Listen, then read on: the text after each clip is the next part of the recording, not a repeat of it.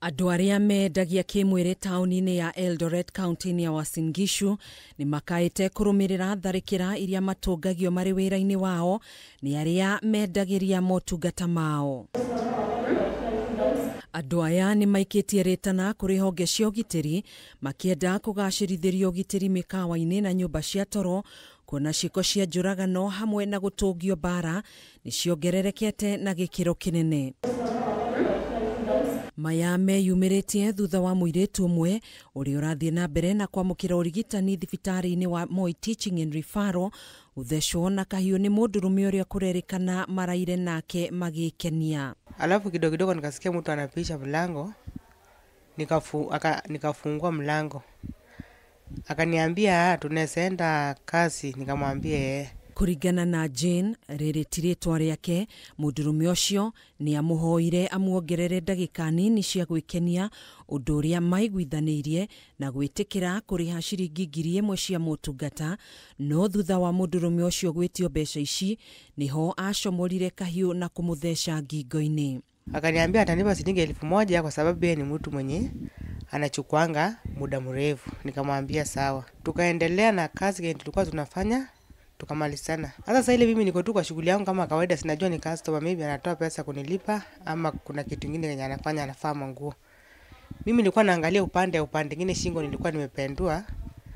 Nilistukia tu kisu na niingia kwa shingo ndani, alinidunga. Buya Jane nĩyo ĩragucĩrĩirie arangĩri a mũkawa ũcio hamwe na aruna ake arĩa mendagia kĩmwĩrĩ na taũni-inĩ ĩno nginyanagia nyũmba-inĩ ĩrĩa mararĩ na kũmũteithũra kuma moko-inĩ ma mũndũrũme ũcio ũrĩa kũrerĩkana arendaga kwĩruta muoyo, no rĩciria rĩake nĩ rĩrathatire thutha wa kũhotwo hinya nĩ arangĩri acio arĩa maramũneanire moko-inĩ ma maabitha a borithi arĩa maramũikirie ngono.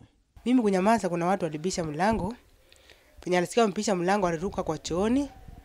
Kwa chooni huko sijui alijidunga kisu kwa mdomo ama sijui alifanya nini, kwa sababu naona huko sasa hii damu imejaa kila mahali, kwa sababu alikuwa anaficha ile kisu kwenye ukuta juu ya ceiling board.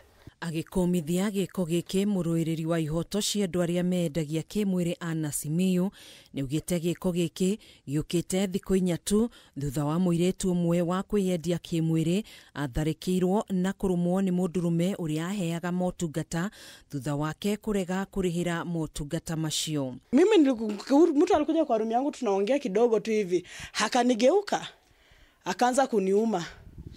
Kama si nguvu niko nayo, nilishota hata ni Mungu alinisaidia. Unajua unapatanga nguvu from nowhere, ni Mungu alinisaidia, lakini huku naweza sema tu ukweli, hakuna security. Kikuja nilijua nakuja kubeba maiti za kawaida zenye nimezoea kutoa wasichana wangu wakiwa wamekufa.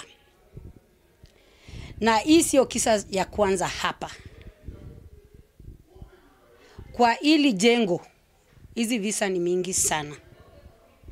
Na mwenye hili jengo hajali hao wasichana, mbali anajali pesa yake. Na Simiyu nĩokĩrĩire maabitha a borithi nĩ ũgondereru wao harĩ gwĩtĩka mbu ya airĩtu aya, akiuga mwaka ũyũ airĩtu 6 kuma mwena ũyũ nĩ makuĩte kũrũmĩrĩra ciĩko ta ici cia tharĩkĩra.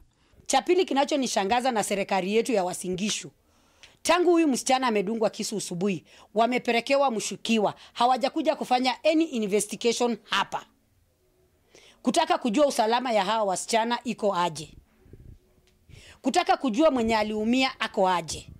Mpaka sasa hakuna askari ameingia hapa, na hii lazima iwe funzo, kumaanisha huyu mwanaume ndiye amekuwa akiua wasichana hapa Uasin Gishu. Gĩkundi gĩkĩ nĩ kiugĩte marĩ na kĩhoto gĩa kũgitĩrwo, na ũguo gũikia rĩtana kũrĩ honge cia ũgitĩri imagacĩrithĩrie ũgitĩri na njĩra ĩgwete. Handũ-inĩ ha Kameme TV, njĩtagwo Gathoni Wang'ang'a.